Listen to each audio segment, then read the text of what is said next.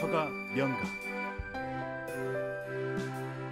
근데 그러면 과연 법의학이란 무엇이냐? 많은 분들이 법도 전공하고 의학도 전공해야 되냐요? 뭐 그러는데 제가 오늘 오해를 깨끗이, 정의를 깨끗이 내어드리겠습니다. 이런 거죠. 법률의 시행에 관련된 의학적, 과학적 사항을 연구하고 적용하는 의학 분야입니다. 즉, 법률의 시행에 있어서 필요한 과학적 지식 그리고 의학적 지식을 제공하는 역할을 하는 게 법의학이라고 생각하시면 돼요. 그 중에 가장 대표적인 게 뭐겠어요? 형법에서 예를 들면 이 사람이 실제로 이 사람을 죽였습니까? 왜 죽었습니까? 국가가 반드시 알아야 되는 거죠. 국민의. 그런 것들을 부검이라는 행위를 통해서 제공을 하게 되고 그 행위가 워낙 임프레시브하다 보니까 많은 분들이 법의학 그러면 부검 이렇게 인식이 되고 실제로 그 부검의 역할도 큽니다. 저희가 하는 일 중에. 이걸 영어로는 Forensic Medicine 또는 Legal Medicine, Medical Jurisprudence,라고 해서 굉장히 여러 가지로 부르는데요. 포렌식 메디슨은 여러분 포렌식이란 말은 많이 들어보셨죠? 포렌식이란 말은 사실은 포럼이라는 영어의 근원에서 출발했습니다. 포럼은 광장이란 뜻이에요. 그러니까 광장 앞에서 사실은 광장이 있으면 예전에 직접 민주주의 시대, 그리스 아테네 시대 때는 어떻게 했습니까? 광장에서 재판도 하고 뭐 연곡도 하고 여러 가지를 했잖아요. 정치도 하고. 근데 재판을 할 때 이거에 대해서 정확하게 예를 들면 뭐 아우구스투스가 누가 죽인 것 같아? 이러면 쟤는 원래 인간성이 나쁘니까 범인이야 이러지는 않았을 거 아니에요. 그 옛날에도 뭔가 적합한 증거를 가지고 얘기를 했겠죠. 그런 증거를 제공하는 그래서 포렌식, 그게 포렌식 메디슨이 됩니다. 지금은 포렌식이란 말을 굉장히 많이 써요. 그래서 포렌식 어카운팅 그러면 뭔가 기업의 부정회계 이런 것들을 하는 걸 포렌식을 앞에 붙이기도 하고요. 그 다음에 이제 정신과에서도 이 사람이 진짜로 심신상실인가 아니면 뭐 다중인격인가 이런 거를 알기 위해서 포렌식 사이카이아트리라고 해서 법정신의학 뭐 이런 말도 쓰고요. 포렌식이란 말은 뭔가 정의 또는 법적으로 해결하는 그런 용어를 할 때 모두 다 붙이게 됩니다. 그러면 과연 법의학은 언제 배우고 뭔가 의학 분류로 봤을 때는 해부학, 생리학, 생화학, 병리학을 보통 기초의학이라고 합니다. 그래서 의과대학에 들어가면 1, 2학년 때는 해부학을 배우고 생리학을 배우고 병리학을 배우고 이럽니다. 그러다가 한 2학년 중반부터는 내과, 외과, 소아과, 산부인과 이런 걸 배우게 되죠. 근데 이제 마지막 오히려 3, 4학년 때쯤 가게 되면 4학년 끝에쯤 가게 되면 예방의학, 의료관리학 뭐 이런 사회적인 학문을 배우고 그때 법의학도 배우게 됩니다. 저도 의사 국가고시를 저희 때는 12월 달쯤 쳤는데 이제 11월 달쯤 되면 수업이 잘 귀에 안 들어요. 왜냐하면 좀 있으면 중요한 의사 국가 시험이 있으니까 뭐 이런 저희 때는 그냥 기타 잡과라고 불렀어요. 이런 게 중요하니까 야, 기타 잡과 그냥 대충 듣자라는 분위기가 좀 있었는데 근데 어느 날 제가 이제 본과 4학년 때 가만히 앉아서 수업을 듣는데 너무 재밌는 거예요. 아까 그 머리 하얀 분이 이윤성 교수님이 강의를 하는데 너무너무 재밌으면서 딱 이런 말을 붙이시는 거예요. 야, 10년 동안 한 명도 제자가 찾아오지 않았다.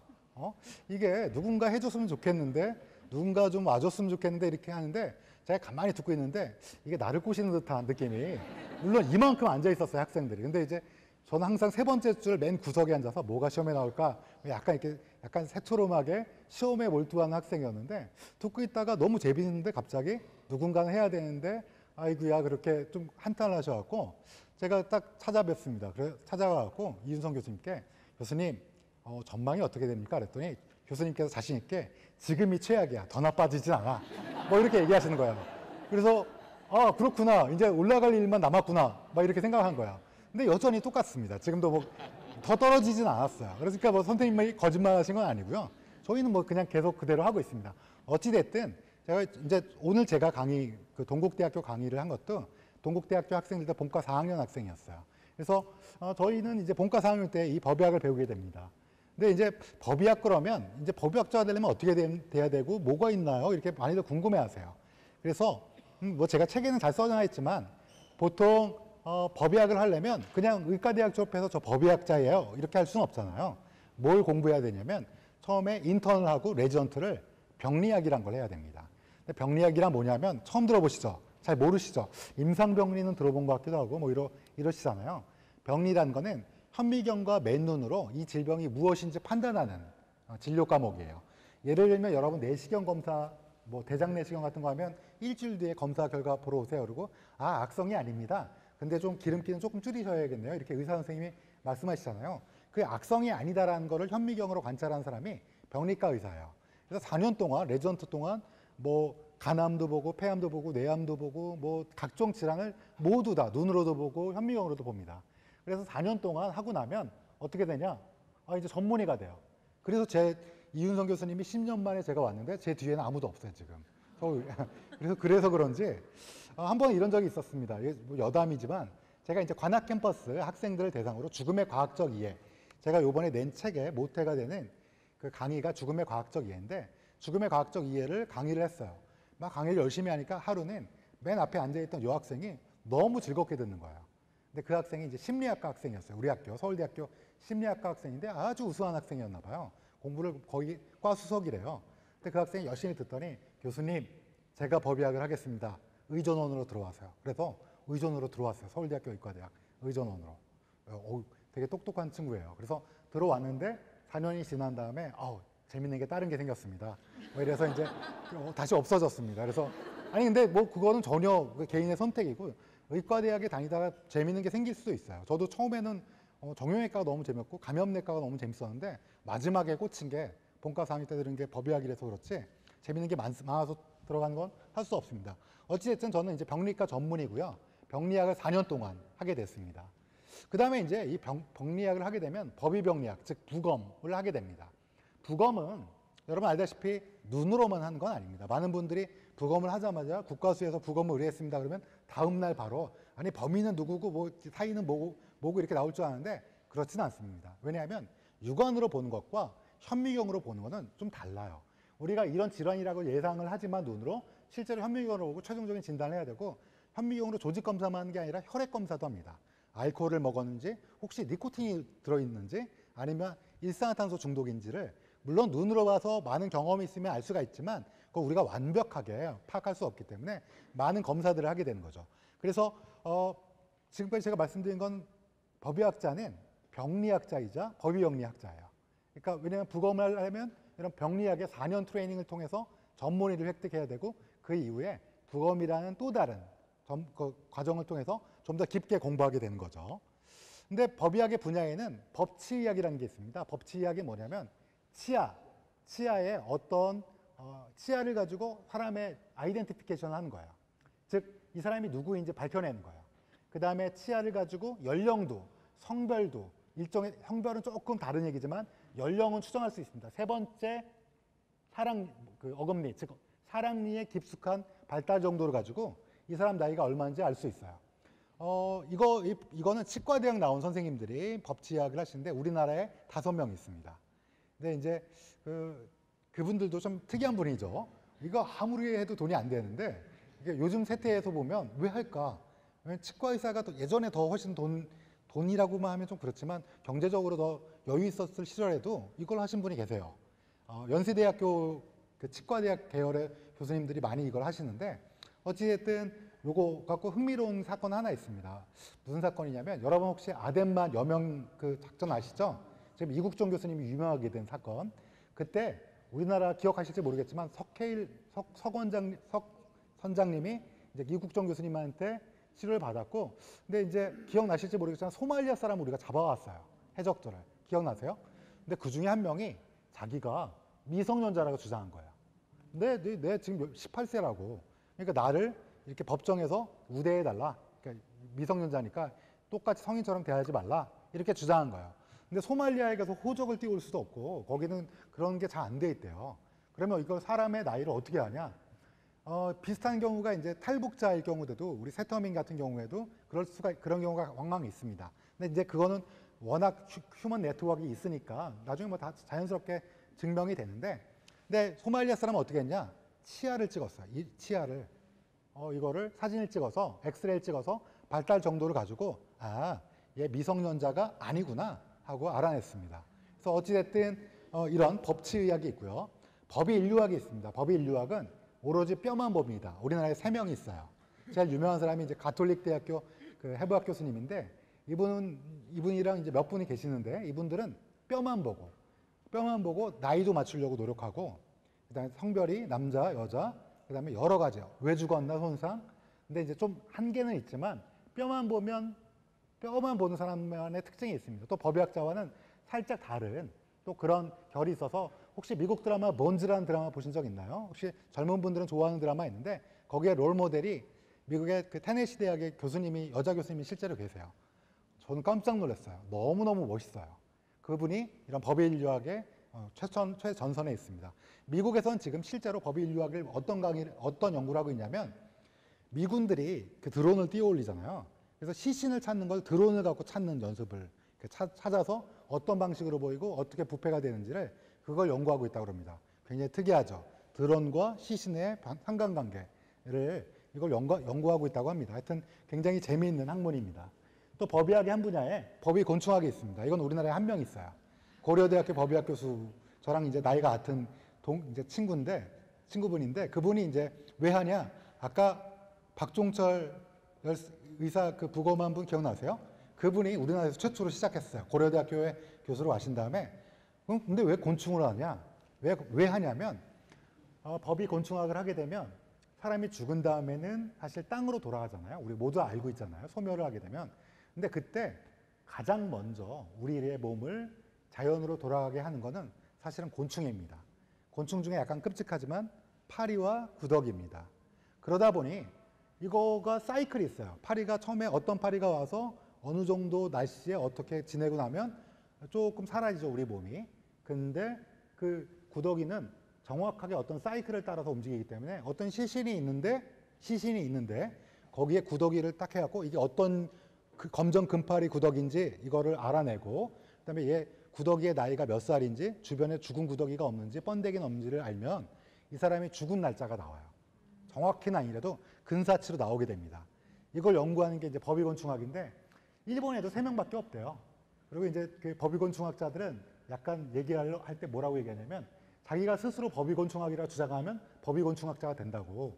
왜냐하면 하는 사람이 없기 때문에 내가 이제부터 법의곤충학자야 그러면 이제 법의곤충학자가 된다는 그런 얘기가 있습니다. 어찌됐든 그 박성환 교수라고 있는데 저랑 친합니다. 그 고려대학교 법의학 교수인데 그분이 이제 휴가 갈 때도 돼지간을 사갖고 가서 이제 그 속초의 그 파리 채취 내가 제발 그런 짓 좀 하지 말라고 그러는데 연구열에 불타셔갖고 항상 그 아이랑 같이 그 가서도 꼭 그렇게 하신다고 합니다. 하여튼 이것도 이제 우리나라에서 한 분이 계시고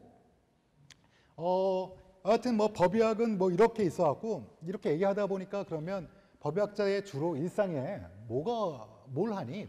부검은 얼마나 하니? 뭐 이렇게 물어보실 수 있잖아요. 제가 이제 작년, 재작년 뭐 이렇게 합쳐서 한 1년에 한 200건씩 부검을 했어요. 근데 이제 그러면 그렇게 우리나라에 뭐가 많니? 하고 물어보실 수 있잖아요. 근데 여러분 알다시피 우리나라의 사망자 수는 1년에 요즘에는 이제 28만 명 정도 됩니다. 우리나라의 인구가 5,100만 명인 건 알고 계시죠? 그중에 28만 명 정도가 1년에 사망하고 거기에 사망 원인 1위는 뭡니까? 알고 계세요 혹시? 사망 원인 1위는 남녀공이 암이고요. 이제부터 조금 무거운 얘기인데 괜찮으시죠? 네. 그다음에 2위는 심장질환, 3위는 뇌혈관 질환입니다. 뭐 4위는 폐렴인데 폐렴은 사실은 뭐 여러 가지 원인이 복합돼 뭐 노인성 치매가 오래돼도 폐렴으로 사망할 수도 있고요. 뭐 그런데 어찌됐든 1, 2, 3위는 꽤 오랫동안 이 순위를 유지하고 있어요. 근데 이제 우리가 보통 사망자 수를 셀 때는 28만 명 중에 어떻게 세냐? 인구 10만 명당 얼마나 죽나? 뭐 이런 걸 셉니다. 여기 보시면 남자는 인구 10만 명당 1년에 191명이 암으로 사망하고 여성은 116.9명이 사망하게 돼요. 그러면 궁금하죠? 타살은 10만 명당 얼마나 될까요? 우리나라 5,100만 명이고요. 1년에 28만 명 정도 사망하는데 이 중에 끔찍한 타살은 몇 명이나 될까요? 사실 우리나라는 1년에 한 3,400명 정도 됩니다. 그러니까 500명 미만이에요. 그러니까 10만 명으로 나누면 5천만 명으로 나누면 1년당 인구 10만 명당 타살은 한 0.8명 정도 됩니다. 0.8명이면 궁금하잖아요. 10만 명당 190명이 남녀 합치면 10만 명당 150명이 암으로 죽고요. 타살은 10만 명당 0.8명이에요. 궁금하죠? 안전한지 안 안전한지. 어떤 나라랑 비교하고 싶습니까? 안타깝네요. 일본은 좀 우리보다 낮아요. 10만 명당 0.3 막 이래요. 다른 나라 고르시면 미국보다 우리가 낮습니다. 미국은 10만 명당 3명, 뭐 이렇게 3명, 4명 정도 됩니다. 뭐 우리나라보다 훨씬 높은 나라가 많아요. 우리나라보다 낮거나 비슷한 나라는 일본, 대만, 우리나라, 덴마크, 스웨덴. 여러분들이 아는 좋은 나라. 우리나라는 어떤 나라예요? 좋은 나라예요. 안전한 나라예요. 자, 애국심 고치 법이야기입니다. 네. 근데 이제 근데 위험한 나라도 있습니다. 여러분 뭐 어느 나라가 위험할까요? 아무래도 정치가 불안한 나라, 베네수엘라 세계 최고입니다. 10만 명대 100명이 훨씬 넘어요. 안보다 우리나라 안보다 훨씬 타살이 많고요. 뭐 중남미, 니카라과, 온두라스 뭐 이런 나라도 굉장히 높습니다. 10만 명당 뭐 몇십 명씩 이렇게 합니다.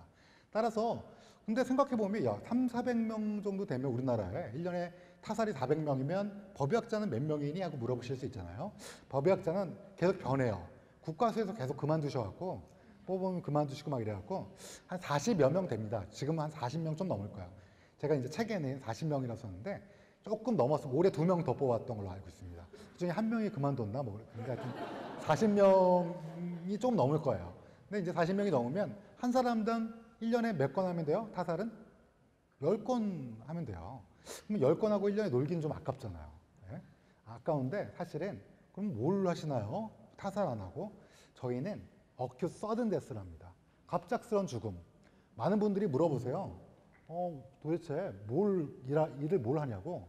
근데 사실은 우리나라에는 모르는 죽음이 너무 많습니다. 그냥 전혀 모르게 될 경우에는 문제가 생기는 경우가 예컨대 이런 경우가 있었어요. 아이를 똑같이 낳았는데 첫째 아이가 갑자기 죽은 거예요. 갓난아기 때. 근데 둘째 아이도 갑자기 죽은 거예요. 그러면 이게 원인이 뭔지 모르고 그냥 아기를 계속 낳고 아기가 죽는 거가 되는 거죠. 근데 이제 호주 같은 나라는 어떻게 하냐? 아이, 특히 영아가 사망하게 되면 부검을 하고 그 안에 유전자 검사까지 다 해서 이런 게 혹시 문제가 될 수 있으니까 이런 것들을 조금 약물 치료도 할 수 있으면 할 수 있고 어떤 생활 치료를 하면 할 수 있고 그래서 지네틱 카운슬링이라고 그래서 유전자 상담을 해줍니다. 그러니까 뭐 우리나라는 그 정도 수준 안 되더라도 사망 원인이 뭔지는 정확히 밝혀줘야 되는데 그냥 넘어가서 그래서 부작용이 뭐예요? 그것이 알고 싶다가 흥하게 되는 거예요. 왜냐하면 그냥 넘어갔더니 알고 봤더니 타살이야. 이거 여러분들 시청하고 있으면 도대체 경찰들은 뭐 하는 거야 이러는데 이거 경찰의 잘못은 아닙니다. 사실은 우리나라 경찰 굉장히 우수하고 그래요. 근데 어찌됐든 조금 아쉬운 점들은 아무래도 부검이라는 건 칼을 대는구나. 그러니까 많은 분들이 이거 안 했으면 좋겠다라는 건 충분히 이해하는데 그럼에도 불구하고 우리가 얻는 이득이 첫 번째 사망 질환을 정확히 알 수 있다. 두 번째 질환에 대해서 우리가 유가족들이 정확히 알고 이거에 대해서 혹시 정보를 얻을 수 있다는 거. 세 번째 이건 조금 경제적인 이득도 있는데 보험이라든지 이런 거 재해나 상해보험 이럴 때 이게 없을 경우에는 사실은 상해나 재해보험이 질병보험보다 훨씬 큰 거 알고 계시죠? 보장 금액이. 아마 젊은 분들은 잘 모르겠지만 아마 나이 지긋하신 분들은 경험상 다 알고 계실 거예요. 근데 이런 것들이 밝혀지지 않으면 몰라요. 왜냐하면 보험회사에서는 당연히 큰 금액은 주고 싶지 않겠죠. 여기 혹시 보험회사 다니신 분들 계실지 모르겠지만 그건 당연한 거예요. 회사 입장에서는 비용을 줄여야 돼요. 근데 이게 명확하지가 않으면 이게 진짜 상해라고 하더라도 상해를 못 줄 수도 있는 경우가 상당히 많아서 유가족들을 위해서 우리 부모님 시신을 어떻게 또는 우리 지인의 시신을 어떻게 그러는데 만약에 그게 누군가 살아있는 사람에게 영향을 줄 수 있다면 그거는 결단을 내려도 나쁘지 않는 선택이다.